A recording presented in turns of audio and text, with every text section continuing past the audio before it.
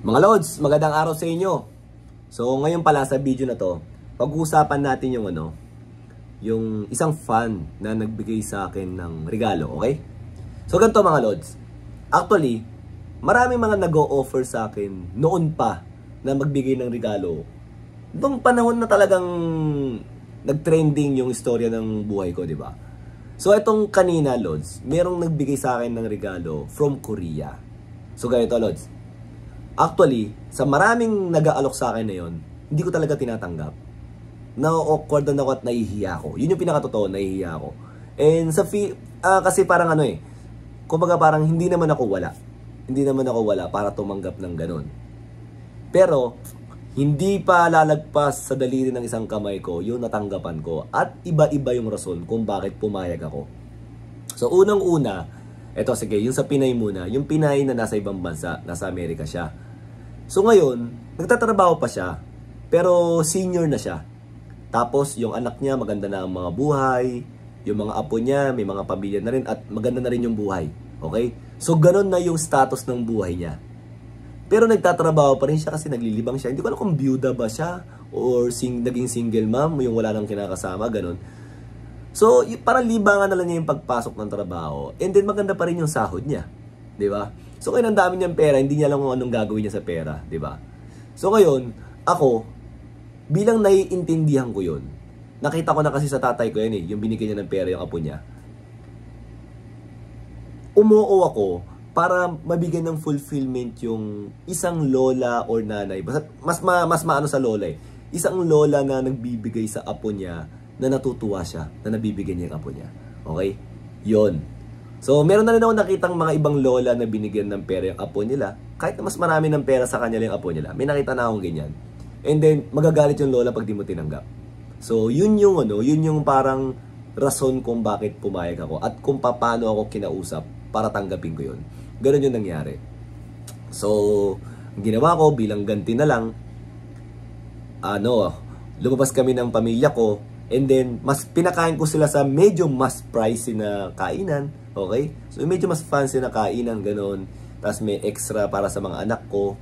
And then, naglaro kami sa mas mahabang oras, mas mahal na playground ng konti. Ganun. Ganun yung ginawa ko sa anak ko. And then, pinicturean ko yun, binidyoan ko. And then, sinad ko doon sa may nagpadala sa akin. Para makita niya na, ito po yung yung gusto niyong treat sa amin, yan. Ganito yung ginawa ko sa anak ko, sa pamilya ko, and then na-appreciate nila. And hopefully, naging masaya kayo sa naging resulta. Na yung anak ko, nag-enjoy dun sa may binigay niyang regalo. Okay? So, ganun yung nangyari. So, sobrang tuwa na ganito, ganyan. Actually, parang nagpaparamdam pa na gusto mabigay. Sabi ko, okay na po yun once. And sana po, nag-enjoy din kayo na nakita nyo na mayroong mga batang nag-enjoy sa ginawa nyo. Parang ganun yung, parang ganun yung tema ng usapan namin. Okay? So ngayon, balik tayo sa ngayong araw na to na nagbigay. Medyo same din kasi ang datingan. 74 years old na Korean.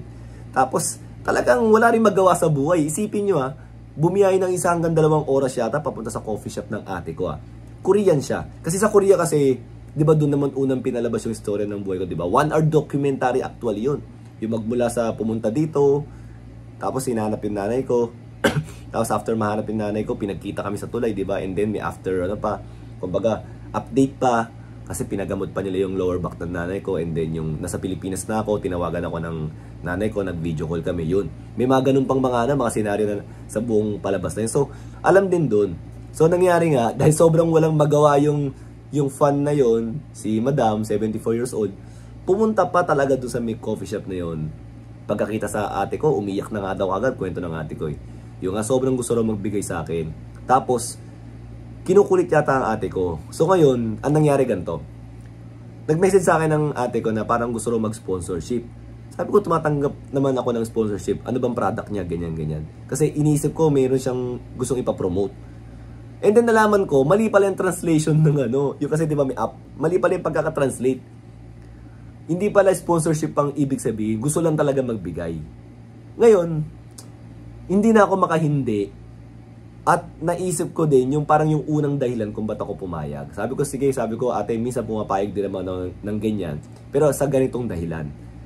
Tapos naisip din daw niya yun na parang ang hirap daw hindi yan. Kasi nga, parang sobrang kaligayahan nung tao na yun na makapagbigay. Kasi nga 74 years old, wala na rin siyang gagawin sa pera, sobra-sobra na, yung pamilya niya okay naman lahat. Diba, nagsayang nga ng oras pumunta ron, diba, para lang makipagkwentuhan sa ate ko, diba, yun. Actually, nagpasang oras din daw sila nagkwentuhan. Grabe, puro iyakan lang daw yung pinagagawa niya ron, tsaka tawanan, ganun. So yun ang nangyari. So malamang ganun na naman ulit gagawin namin ng misis ko. Lalabas kami. Although lumalabas naman kami, palagi. Pero syempre, budgeted, diba, depende sa kung ano naging hanap buhay ko, diba. Budgeted muna, minsan okay, ganyan. Pero syempre ito, definitely, mas bibigyan ko ng special and then isesend ko din sa ate ko para may pakita doon sa fan na Korean na nagpadala. Ganon. Ganon yung gagawin. Okay? So, malinaw. So, sa mga nag-o-offer sa akin na hindi ko tinatanggapan, wag naman kayo magtampo. Pasensya na. Okay? Sana naiintindihan nyo na kung bakit yung iba, very rare case, pumayag ako. At yung Korean kasi first time yun actually. Actually, hindi. Tama. Sa Korean, first time. First time yun. Sa Pinoy, talagang marami talagang nag-o-offer na magbigay ng ganito, ganyan. Hindi ko talaga tinatanggap, okay? So, sana nauunawaan nyo. And also, mga lods, ang lola kasi medyo may ano sa akin, di ba? Ito ngayon natapos na yung mga pangyayari, nagkita na kami ng nanay ko, di ba? Yung lola ko ngayon nag-alaga sa akin, di ba? So, kahit papano, di ba? Ewan ko, parang medyo may feeling din na masarap din na yung lola mo is ganun, di ba? Na meron kang lola na, uy, parang gusto kang bigyan kahit hindi mo naman kailangan, ganun. And makwento ko na rin sa inyo pala, yung lola ko naman sa side ng tatay ko, alam nyo ba, nawala siya nung birthday ko. Naalala ko yun eh.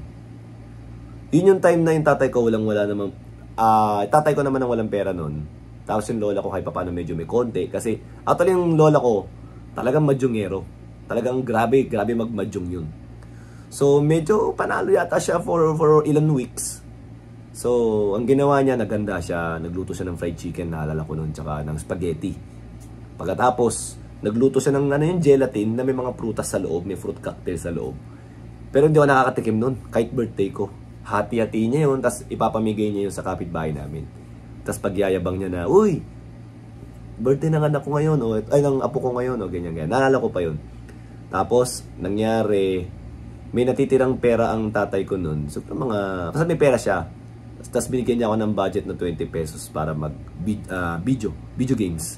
So, pumunta kami Tutuban nun. Naalala ko yun. Tapos, video games. Usually, yung ginagawa ko doon, kasi 20 pesos, usually, 5 token yun noong mga panahon na yun. 5 token, 5 piso. Parang 4 pesos isa. Tapos, after maglaro ng isa, node ka muna, ganyan. Tapos, after maglaro ulit ng isa, node ka muna ulit, ganyan. Titipirin mo talaga. Tapos, pag uwi namin, kumain kami ulit ng fried chicken. Tapos, ang sabi pa ng tatay ko, tiran mo yung lola mo ng bigay mo sa kanyang hita. Kasi parang hita yata paborito ng lola ko nun eh. Tapos, tinira namin spaghetti. Tapos, tinakpan. After namin kumain, nagugas ako ng pinggan. Tapos may tumatakbo, barkada ng kuya ko, si Kuya Reggie si Kuya Reggie Bangus, yun, tumatakbo. Tapos, Kuya Boy, ganyan. Ay ko, bakit kaya, ano kaya meron? Hindi ko alam, kala ko si Kuya dumating, kasi alam ko si Kuya nasa States nun eh, nung mga panahon na yun. Tapos, biglang sabi sa akin ng tatay ko, Jules, base ka na muna. Tapusin ko lang to. Nagugas ako ng pinggan na ko. Hindi mo nang tapusin niya. Iligpit mo muna. Iligpit mo muna sa may lababo. Bakit? Basta, ngayon, base ka na muna. So, kaya ginawa ko, nag-base ulit ako. Tapos, nilak namin yung pinto. Labas kami. Doon, abang naglalakad, doon na sinabi sa akin ng kaibigan ni Kuya na, uy, si Apo Guding, nasagasaan. Gumanon. Nasagasaan, hospital na naman. Natatawa-tawa pa ako kasi nga, diba, kung maalala nyo, kwento ko sa inyo, ang lola ko nasa ospital nung nasa Malaysia tatay ko. Kaya ako, nasa kaibigan ng tatay ko, nung nagpapadala ng laruan para may package na pinapadala ng nanay ko na hindi ko natanggap. Ngayon ito, pangalawang beses na ospital ang lola ko. Tapos ang sabi ni Kuya Reggie Bangus sa akin, sabi niya gano'n, uy, natatawa ka pa na nasagasaan ng lola mo. Sabi ko, parang seryoso Kasi yung unang ospital kasi, nakagat siya ng aso, napa-split siya.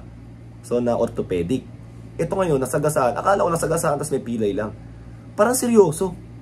Pagdating namin dun, nakita ko yung lola ko nakahiga na. Tapos meron siyang biyak sa ulo, ganun. Pero hindi mo nakita yung basta't na parang may stapler na. Ganun. Tapos pagkakita namin ganun, yung tatay ko, kausap lang yung doktor. Hindi nagsasalita ang tatay ko. Ay, wala reaksyon ng tatay ko. Parang normal lang. Kausap niya yung doktor, kausap niya yung nurse. Ako parang normal lang din ako. Kasi tinitingnan ko yung tatay ko kung ano magiging reaksyon niya. So, never umiyak ang tatay ko. Doon sa loob ng ospital, siguro mga 30 minutes yun. May mga papel siyang pinirma, ganyan, kausap niya magkatapor. Yung itsura niya parang nakangiti lang. Opo, sige po, ganyan. Paglabas ng tatay ko nun, niyakap niya ako bigla. Tapos sabi niya, wala na yung lola mo. Grabe iyak ng tatay ko nun. Una mahina lang muna eh. Tapos biglang iyak na siya. Naiyak na rin ako. Yun yung birthday ko, birthday ko. Tapos binalikan pa namin yung lugar kung saan nasagasaanan ako. After sa hospital, di ba, wala na, ganyan. Tagal namin dun. So, may mga papeles, kung ano man, may mga sinabi yung doktor kung paano namin malalabas yun. So, nangyari, pumunta kami dun sa may kusa nasagasaan. Actually, nasagasaan ng lola ko sa harapan ng elementary school namin, sa Abad Santos. So, sa Emison Elementary School, along Abad Santos yun. Tapos, may mga bakas pa, and then, yung tungkod ng lola ko nandun pa. Actually, yung tungkod ng lola ko, pati yung tsinelas ng lola ko, nilagay ng tatay ko doon sa may center island, na may mga halaman, may mga bonggabilya. Tinusok niya ron, pagkatapos nilagay niya yung dalawang tsinelas doon. for how many years yata? 2 to 3 years walang gumagalaw nun. Kasi alam ng mga tao kung ano storya nun. The only time nila nawala yun nung naglagay na yata ng ilaw dun eh. Na parang kulay green. Naglagay ng ilaw dun, kulay green. Tawagan namin backlight eh. Parang Nokia backlight. Pero walang nagtatanggal ng tungkod na yun, pati ng tsinelas na yun for mga 1 to 2 years ganun. Kasi nga alam ng mga tao na yung tungkod na yun is doon namatay, nasagasaan. So siguro bilang respect ba or natatakot yung mga tao. So yun yung kwento ng about sa dalawang lola ko. So parehas na rin alam yung dalawang lola ko kung ano nangyari. So very significant din sa akin yung lola ko doon sa may tatay ko kasi nga huling-huling alaala ko sa kanya ngayon sa birthday ko. Namimigay siya ng gelatin na ginawa niya. Gelatin fruit cocktail na hindi ko natitikman kasi pang kapitbahay lang namin yun. Birthday ko siya gumawa nun. Ganun. So yun mga lods. Yun yung siguro isa sa dahilan na sa akin kung bakit minsan napapapayag ako lalo na pagka mga lola na alam mo yung wala na magawa sa pera nila. O yun lang mga lods. Sana nag-enjoy kayo sa konting kwentuhan natin at natutuwa kayo sa mga ilang mga kwento ng buhay ko na kinukwento ko sa inyo. Yun lang mga lods. Thank you!